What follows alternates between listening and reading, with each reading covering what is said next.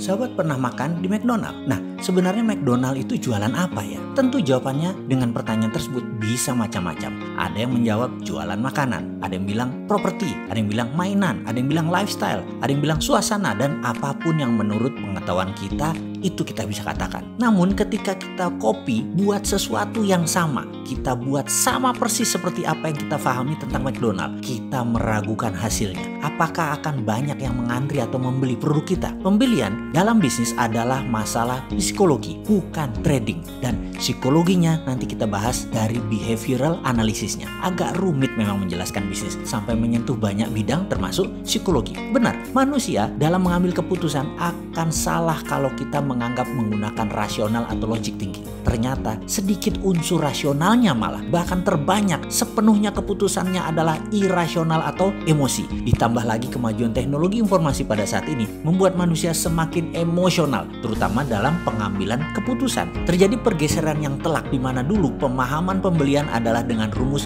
munculnya kebutuhan atau need recognition, diikuti dengan pencarian informasi atau informational search, diikuti dengan evaluasi alternatif produk yang akan kita beli atau evaluation of alternative, kemudian melakukan pembelian dan penggunaan atau purchasing and consumption. Oke, sekarang kenyataan terbanyak pada saat Anda jalan ke mall, ke Senayan City misalnya, di mana niatnya mau membeli celana jeans dan minyak wangi. Ternyata proses belanja itu tidak semulus logika kita sewaktu berangkat di awalnya. Seberapa sering ternyata Anda pulang tidak jadi beli celana jeans, malah beli baju atasan. Tidak jadi beli parfum, malah beli handphone terbaru. Di mana rasionalnya? Benar nggak perkataan ini? Apakah ini pengalaman kita semua atau hanya saya? Kembali ke McDonald. Apakah McDonald laku keras karena lokasinya? Atau laku karena Big Mac-nya, karena McNugget-nya, karena McChicken-nya? Kalau secara rasa, semua produk McDonald biasa saja menurut saya.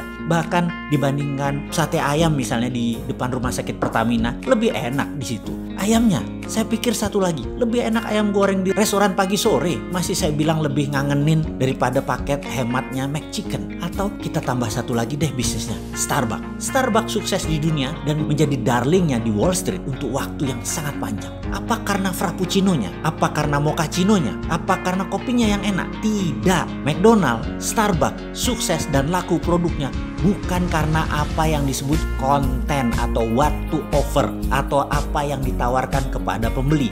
McDonald sukses bukan karena makanan. Starbucks sukses bukan karena kopi. Konten adalah sesuatu yang berhubungan dengan rasional kita.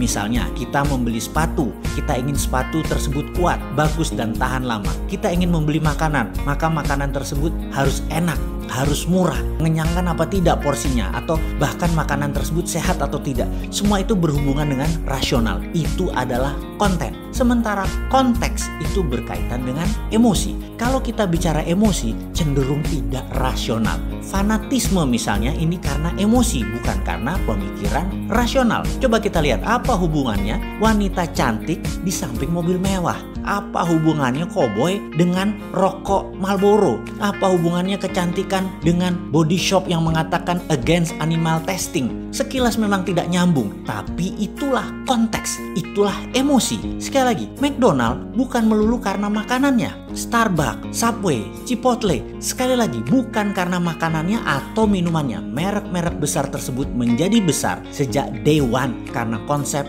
konteksnya. Konteks adalah how to offer. How, bagaimana cara Anda menawarkan produk tersebut jauh lebih penting daripada apa yang Anda tawarkan ke pelanggan Anda. McDonald sukses karena konsep service, cleanliness, dan family value-nya. Keramahannya kepada anak-anak, tersedianya tempat main, termasuk event-event pada saat hari khusus seperti ulang tahun dan pesta anak lainnya. Merchandise anak-anak, The Toy Stories, Hello Kitty, dan banyak lagi lainnya mempertahankan citra atmosfer restorannya fun dan friendly. Ini semua adalah konteks, ini semua adalah emosi. Sekali lagi, dari sisi yang lain saat ini, konten saja tidak cukup untuk memenangkan kompetisi bisnis. Harus masuk ke emosi, harus masuk ke konteks. Konten itu sesuatu yang given, sesuatu yang biasa-biasa saja. Kita harus memanfaatkan kekuatan konteks agar memberi value yang unik. Yang jadi pertanyaan sekarang adalah bagaimana membuat konteks dari produk kita? Karena mungkin produk sahabat bukan makanan, bukan minuman, ada ribuan konten lainnya. Dan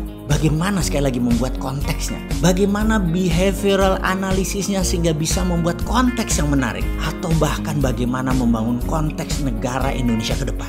Nah, ini pertanyaan serius yang harus dijawab serius. Masih mau lanjut? Masuk harus bos, men sing ngurus negara? Gak cocok bener dah nih.